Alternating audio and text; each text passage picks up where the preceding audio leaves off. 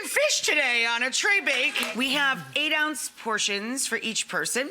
This is sustainable cod. Any thick whitefish will do for this. Or, if you prefer, chicken breast, boneless, skinless. So, these guys, I start with dousing them with a little lemon juice, squeeze cut side up so that the seeds stay with the lemon, salt and pepper. And then for these guys, I get them going with a little jacket of olive oil, a little EVOO on top.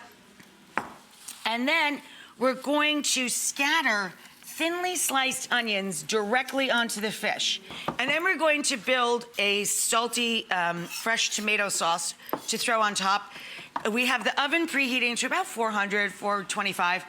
The next bit of business is the ingredients for the sauce. So the tomatoes go in, and now lots of salt. Like, I like my eyes to be swollen pretty much every morning I wake up.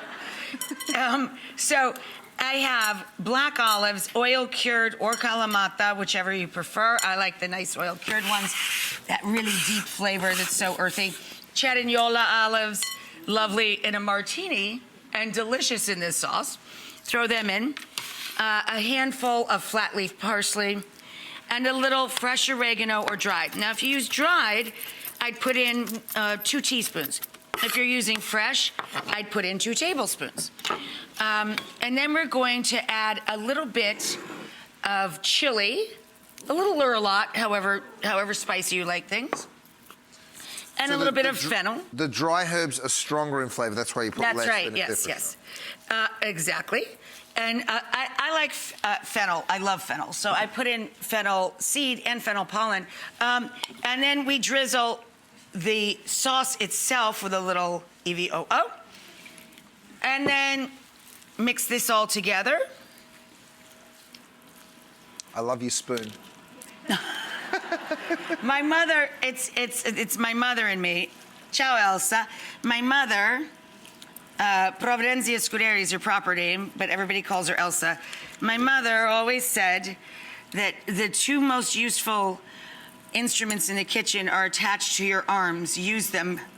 And then she'd say, you're not using them fast enough.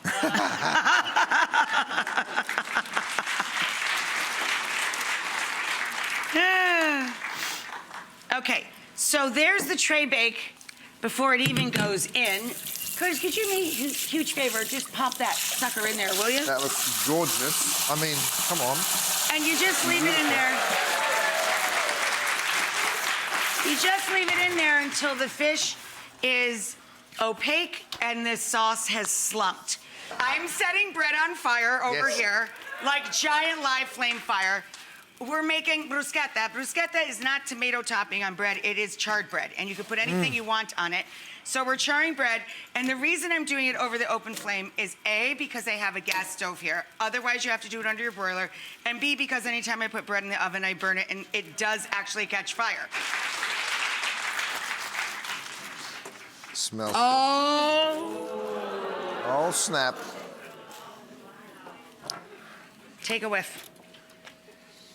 Oh my goodness. That's it smells all right, right? It smells better than it looks.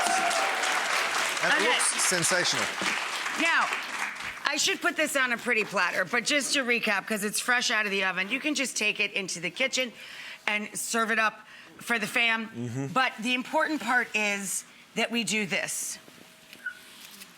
In our family, the whole point of the bread is to be the vehicle that maneuvers the food to your mouth.